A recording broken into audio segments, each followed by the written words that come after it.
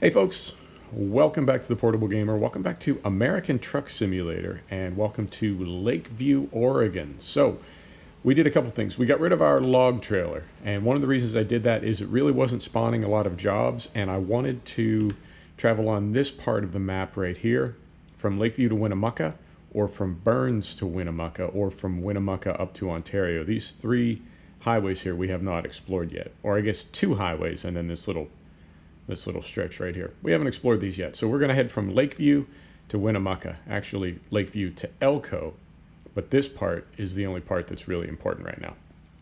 So I was not finding any jobs that were spawning for our log trailer that we had. So I went ahead and just built just a plain old 53-foot dry box. I realized that we did not have that in our fleet. I know the color looks a little weird right now.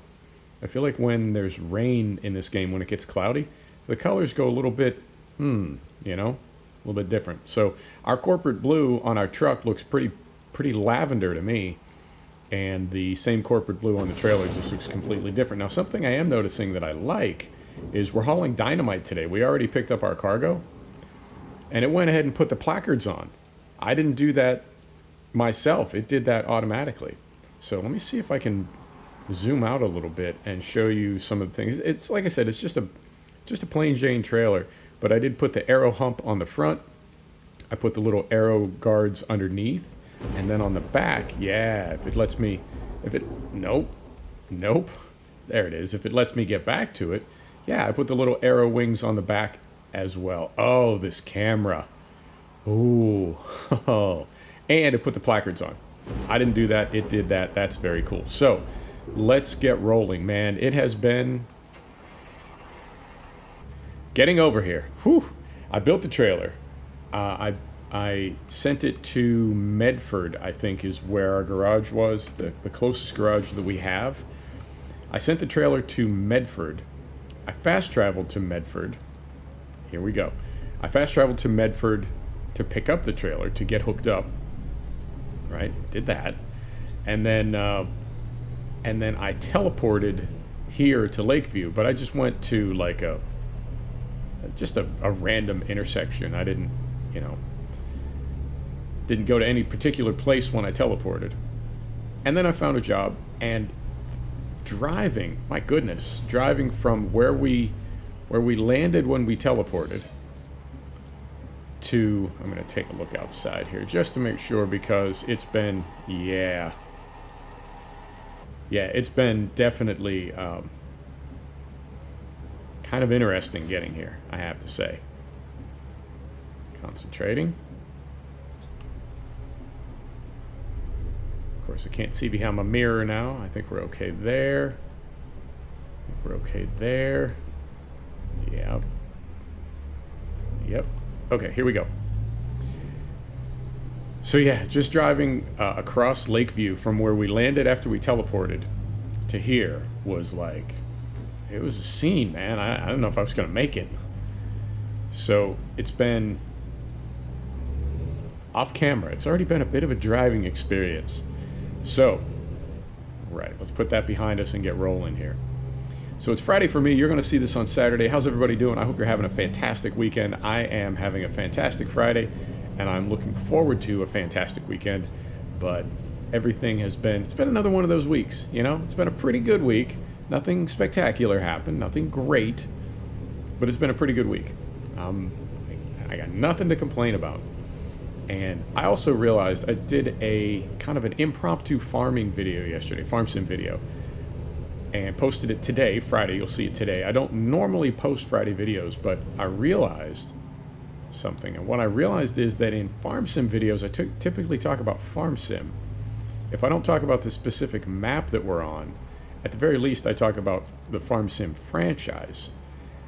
When I'm in truck sim, we talk about everything, man. We talk about gaming, life, stuff, all kinds of stuff. So that is just kind of how it's worked out on the channel. I got no complaints. Good there, looking good here. Here we go. So I did go to, it's been, I don't know exactly how this worked out, but starting about 2 months ago, I really started to pull back from mods. I used to be all about mods. I was crazy for mods to the point where I was spending, I've told you this, I felt like I was spending as much time, or in some cases more time, tracking down mods and keeping everything functioning in a sim. I was doing that more than I was actually playing the sim. Well, that's no good. So I pulled away from that about 3 months ago. I've been getting a lot of my truck sim mods from the workshop, most of them, I guess you could say. And that's great because they keep themselves updated, so you really don't need to, you know, if you're getting your mods from the dodgy mod sites, you got to check in regularly. And when I say regularly, I mean like almost daily, because there's so many mods coming in all the time that if you don't check in daily, if you start to get behind, then it's like it's impossible to get caught up. So, concentrating. So I had not been spending a lot of time on the mod sites. I've been letting the Steam Workshop take care of everything. And I went back to some of the mod sites over the past couple days, and I saw that there's a ton of stuff, good stuff, reputable stuff, that I needed to update. And one of the things that I needed to update was I haven't updated my Jazzy Cat packs in a couple of months. So I went to his actual website, and he's always got links on his actual website to his preferred download site, I suppose you could call it. So I downloaded all new Jazzy Cat stuff for ATS and for ETS, and that's such a cool mod pack. I would feel comfortable saying that Jazzy Cat and Pro mods, if I could only pick one or two mods for, I know Pro mods isn't on ATS, you know what I mean. If it was only one mod for ATS, then obviously it's going to be the Jazzy Cat packs, even though I know there's more than one. You know what I mean. You know what I mean. And then on the ETS side, Pro mods and Jazzy Cat, it just adds so much to the map. It really, really does. You don't realize that you're seeing the same trailers over and over in base game, but you are, even though there's a lot of them. There's just not enough, and you do see them over and over. Jazzy Cat, he adds hundreds and hundreds of branded trailers. It really changes the game for me significantly. So I got that up to date. I'm trying to think what else. Still no release date on the Washington DLC. Hopefully soon. I'm curious now if they're not holding it to tie in with a big DLC release for ETS, although I haven't heard anything specific. I've heard rumors, and I personally speculate that it's going to be Russia, but that's just me speculating. I don't know for sure. So that's what's going on there. Release dates for MotoGP 19, that will be early June. That's in the Steam store now. You can put it on your wish list. Release date for F1 2019, that's going to be early July. It's in the Steam store. You can put it on your wish list. Hell Let Loose releases on June 6th. That is a mill sim if you're interested. Assetto Corsa Competizione it looks like it's going to be delayed slightly, but I don't have a problem with that. Doesn't bother me at all. Although I'm so wrapped up in iRacing that I don't know that I'm going to be able to spend a lot of time on Assetto Corsa Competizione when it does drop, and I don't know if I'll be able to even play the sim. I know it's early access, so it's not optimized yet, but it really beats up my machine. It's difficult for me to get 30 FPS, even with sort of semi-potato graphics settings. Not completely potato. Not 8-bit, but I really need to work to even get 30 FPS. So, not 100% confident, in its current state anyway, that I'll be spending a lot of time on Assetto Corsa Competizione, although I will definitely be playing it when I get my new system, of course. And I'm very glad that I got it when I did, because I think I ended up paying like €25 for it, and full retail is going to be, whatever, 50, 60, 70 bucks. So that is what's going on there. Train Sim World. So they did release... I'm having a hard time figuring this out. Some things I know that I know. Other things I know that I don't know. And still other things I might not know that I don't know them. It's a predicament. So there is definitely, I believe it brought the 182 Loco to the Rapid Transit DLC. And what's funny is you buy the game, then you buy the Rapid Transit DLC, then you buy the Rursig Nord DLC that has that 182 Loco in it.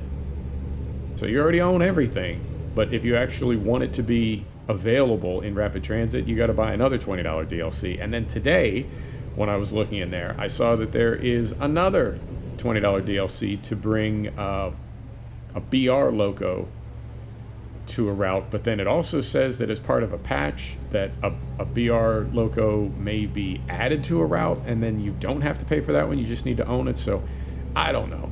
I mean, I get kind of pissy with Dovetail because there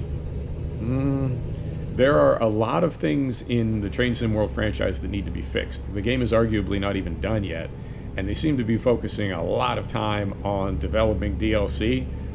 And, you know, it kind of hurts my feelings as a gamer, because it's like, all right, you fixing these problems doesn't put any money in your pocket. You selling me a DLC does. I hope you're not focusing your resources on getting more money out of me before you're focusing resources on finishing the thing that I already paid you for. That'd be kind of messed up. At the same time, that is the Dovetail model. You know, when we talk about hundreds of DLC being available for the Train Simulator franchise, well, they didn't release them all like in the same week. They didn't release them at the same time. That happened over a period of years. But 300, even over 15 years, that's 20 DLC per year. You know, that's like a DLC and a half per month. So I suspect the pace of DLC being released for the Train Simulator franchise is going to pick up, and I guess what I need to wrap my head around is I don't have to buy every single one. And once I get past that, then it's not a cash grab anymore. Now it's optional. So if it was something that I needed to buy to keep the sim running, that would feel like a cash grab. But this is not that. So I'm not... I don't know. I mean, I like American railroads. I just like them. Not because I'm American, I just like them. I also like British railroads. I also like German railroads. Japan, you know, I can take it or leave it. France. I haven't spent a lot of time on Spanish railroads or Russian. I'm trying to think of other significant rail networks. Canada, I guess. Kind of American. I don't know. But I guess the Dovetail model is you just buy whatever you want, and while most of the DLC that I own to this point is either German or British, I don't know that I necessarily want to immediately buy every German or every British DLC that drops. I kind of want to wait for an American DLC. Steam, like I said, and I'm Steam in this case, I mean Steam Locos, Steam Railroad stuff for TSW, not the Steam store, but Steam is, I don't know. I know some people love it, can't get enough of it. They just absolutely love it, and that's totally cool. For me, it's, I don't know, it's a little bit, it's not gimmicky. I don't want to use that word and disrespect people that are really into Steam, but for me personally, I guess it's a little gimmicky. You know, it's not something that I know enough about or care enough about that I just want to drive Steam Locos all day. If it was anything, if I could only drive one thing, I think German and British passenger rail would probably be my favorite. I like the American freight locos and the American freight runs, but you know, if I had to pick one. So that threw me a little bit because here's a DLC for $20 and I was thinking about getting it, and then I decided not to, and then just a few days later I see another one, and if you see it from the wrong perspective, or if I see it from the wrong perspective, like I said, it can feel a little, hey, Dovetail, what are you doing? This feels like a stick up. But then when I take a step back, it's like, no, if you don't want it, don't buy it. You're not obligated to, and you can always buy it later. So that's what's going on there. Oh, hey, before I forget, you can see some of the new rain effect. This is new in 1.33 and 1.34. The rain is behaving differently. I think it's beautiful.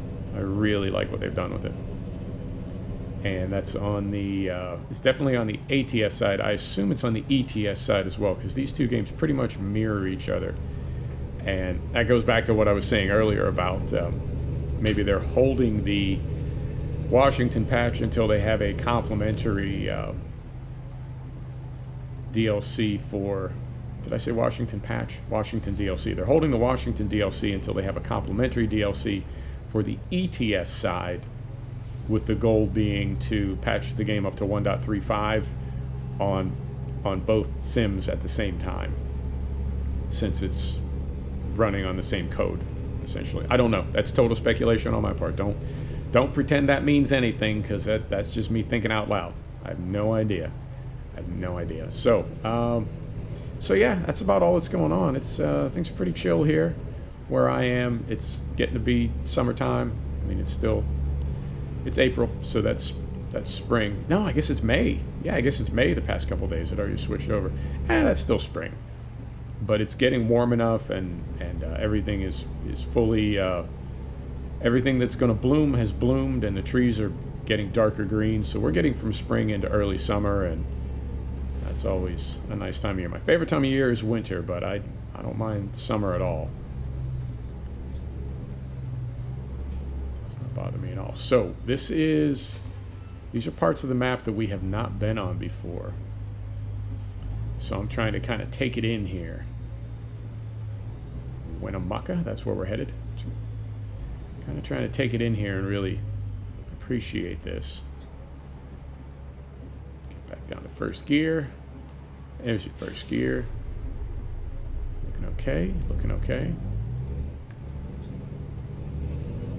And I can remember playing this game when I first got it. There was hardly any, I don't think there was any DLC. I think, man, I need to like cast my mind back, because it's been a minute. But I want to say when the game was released, it was just California and part of Nevada, or California and Arizona and part of Nevada. I believe the game shipped with a pretty small map, and not a ton of roads even in the map that was available. There weren't a ton of roads. And then I want to say, like, the first patch, they added some things. Not a DLC, you didn't have to pay for it. They just sort of expanded the play area. Yeah, I'm going with that. Pretty sure I remember that. But what I definitely remember is driving on roads just like this, like within a few weeks of the game being released. Driving on roads like this and just being so blown away, particularly at night. And of course, this was well before I was recording or making videos. But particularly at night, you know, because I lived in this part of the world for so long, and it's very familiar to me, and it's a very comfortable place, and it's a place that I dearly love. Northern California and the Sierra Nevada and the high desert, I really that's a very special place to me. So to see it in a game, and then to be in a truck, which is also, I mean, I guess if I was that much into trucks, at some point I would have become a trucker. That's not the case. I like trucks. How do I want to say this? I don't want to say in a little kid way. That probably doesn't do it justice. But I like trucks in the way that I think a lot of guys like trucks, in a sort of almost a wistful way, you know? Like an idealized idea. That probably would have been a better turn of phrase that I could have used right there. You know what I mean? Yeah. That it's, you know, it's like trains. I don't necessarily want to drive a train. And I've, in the U.S., if you're from a place where the trains are good, then it may be difficult for you to understand how awful passenger trains are in the United States. We could put a man on the moon, but our trains are a mess. They're terrible. So I don't want to drive a train. I don't particularly want to even ride on a train, at least not in the United States. But simulating driving a train at night, driving a German train or British train, That just works for me somehow. I don't know what it is about it. And driving a truck is the same way. It's not necessarily how I'd want to make a living, but I sure do love it. And driving a truck across the desert, those first few weeks in the sim was just absolutely magical. Loved it. Loved it. Still do. Still do. I think ETS beats ATS on content, but if these games had been released on the same day and they had grown at the same rate, and ATS by now, in this hypothetical like parallel universe, if ATS by now was encompassing most of the United States or all of the United States, all those different terrains, big cities on the East Coast, it's possible that ATS would be my favorite, but I think ETS at the moment gets it on content and variety. I really do. I like that part of it. I have to say, in a lot of ways, I like the European trucks better as well. I know I've heard that American cargoes tend to be heavier and the trips tend to be longer, and that's the reason for the longer wheelbase trucks, running the conventional trucks. But I mean, cab over just makes so much more sense. And in terms of, fuel efficiency and that sort of thing, they can make those trucks pretty slippery. It may not ever be as slippery as a streamlined conventional, but they can make them pretty aerodynamic. So there's a bit of a fuel penalty in the cab over, but just the view and all of it. I think I kind of prefer those trucks. And I was just talking about earlier living in the Sierra Nevada, living up around Lake Tahoe. But I also spent my childhood in the UK, part of it, back and forth between the US and the UK. So I've got kind of a soft spot for both the UK and continental Europe. There are a lot of things to like about it. So we're going to go into Winnemucca, I think, and then we may or may not need to sleep when we get to Winnemucca, but we're going to end the video there, I think. Just try to keep it at half an hour. My videos have been going a little bit long lately, and I'm not doing that intentionally. But they have definitely been creeping up well over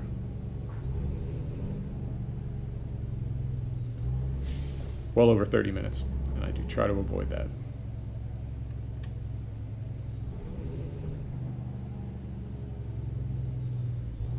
Alright, looks like a bit of a road closure here. Let's pull over. And we got to do a little rerouting with our dynamite. Unless it's just the ramp that's closed. Let's get our turn signal off. Let's get her down here. Let's get those on. Let's set the brake. First, let's take a look here. Do we just need to go around? Yeah, we don't need to reroute. We just need to go around. Okay. Piece of cake. Piece of cake. Okay. Nobody coming out behind us. Here we go.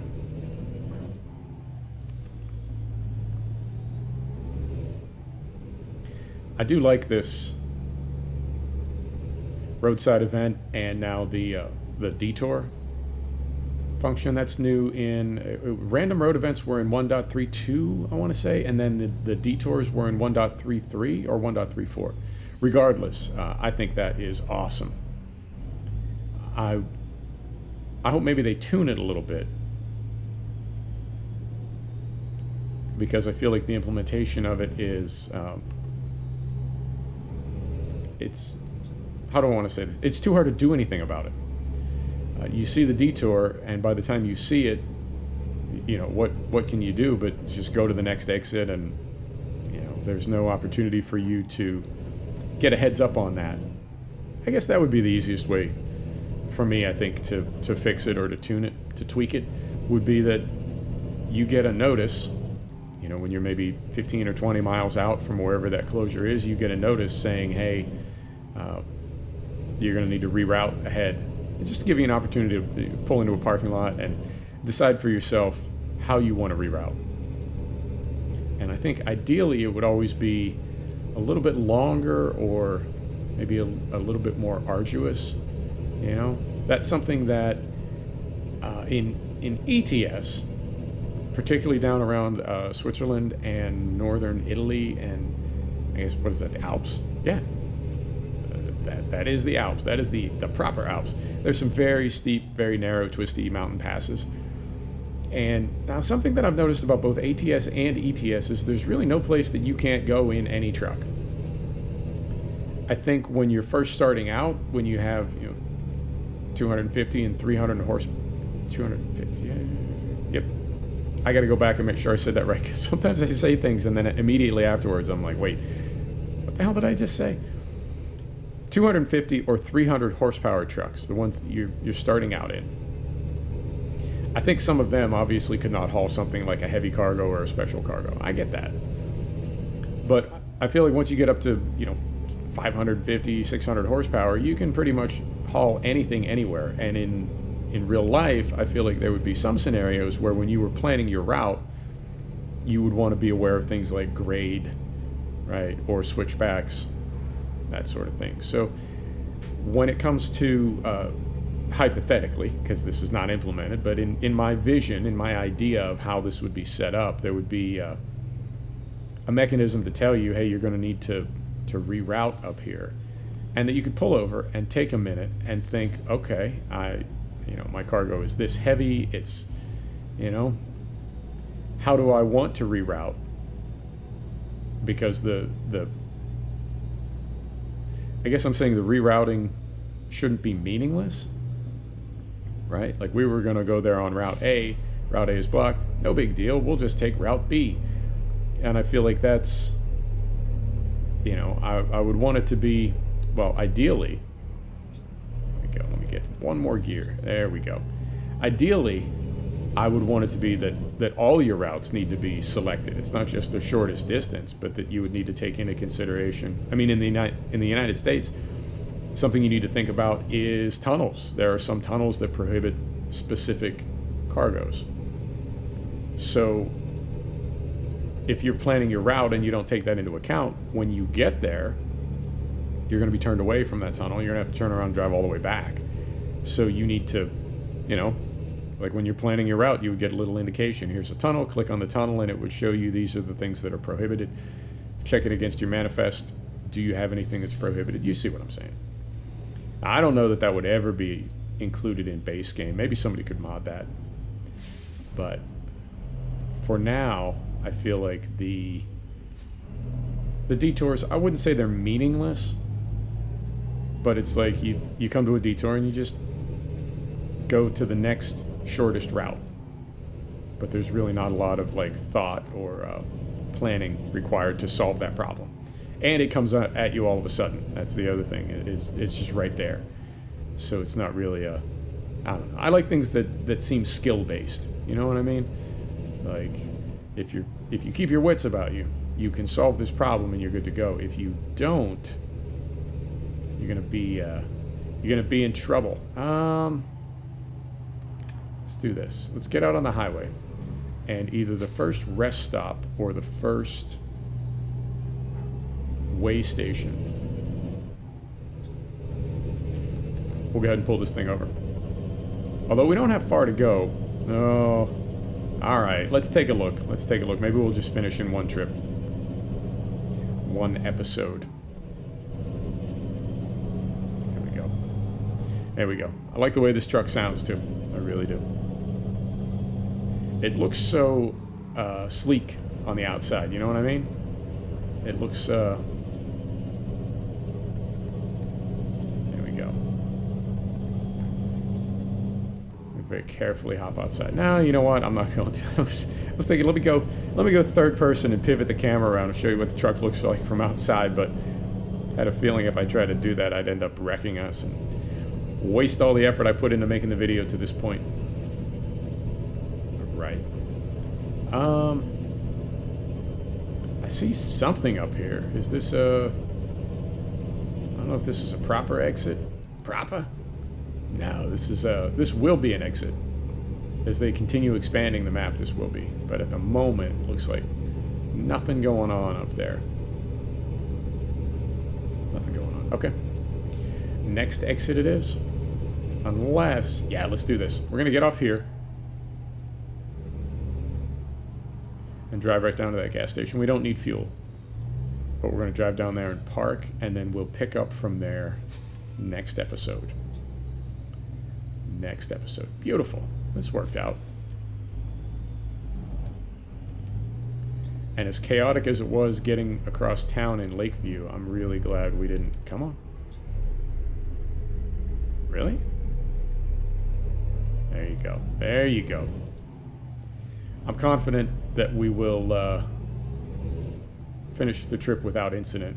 Maybe we got it all out of our system when we were getting across Lakeview. I know I did that off camera. You know what I mean. Right. We are in first. Here we go.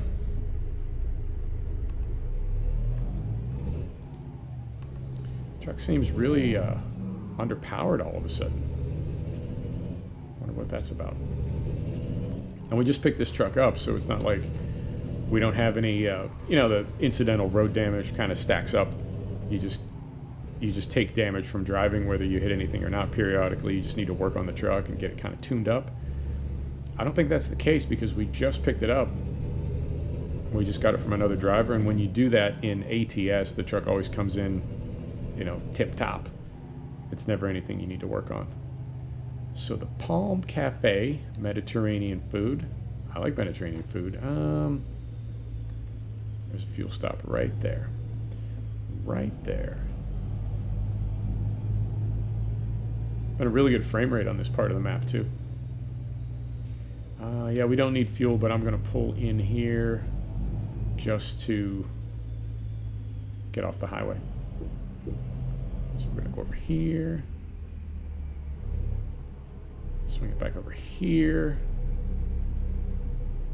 Don't hit anything. Don't hit the sign. Don't hit anything. Beautiful.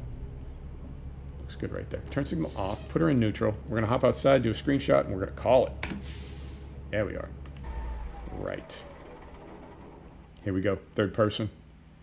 And I will trim out those little white markers for the screenshot. Yeah, I'll fix it. Folks, thanks for stopping back to check out The Portable Gamer. Thanks for joining us for another episode of American Truck Simulator. We'll see you next time. Take care now.